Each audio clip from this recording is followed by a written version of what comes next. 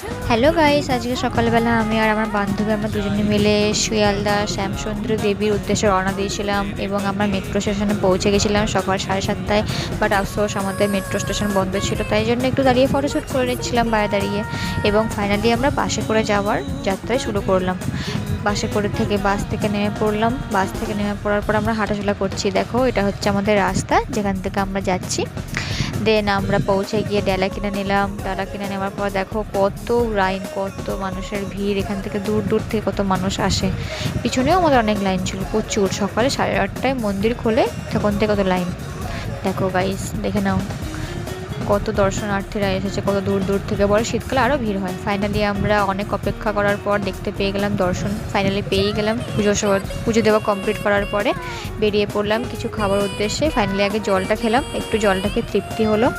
দেন দেখো, জলটা খাওয়ার পরে আমি একটু চা খেয়ে নিয়েছিলাম, চা বিস্কুট দিয়ে। খুব খিদে পাচ্ছিলো আমার। দেন তারপর আমার মেট্রো করে উদ্দেশ্য দিলাম আমাদের বাড়ির দিকে। দেন মেট্রোতে নেমে আমরা আমাদের মেট্রো স্টেশনে পৌঁছে গেছি। ফাইনালি আমরা মেট্রো স্টেশনে যাচ্ছি আমরা ময়দানের দিকে। একটুখানি ঢং করছিলাম আমি আর কি। দেন মেট্রোতে উঠে পড়েছি ভিতরে। মেট্রোর দিকে দেখো গাইস, প্রচুর মানুষজন, ভিড় ছিল।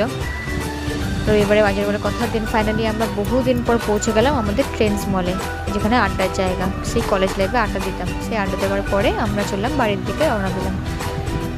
দেখা হচ্ছে পরের ভিডিওতে। Tata, bye bye guys.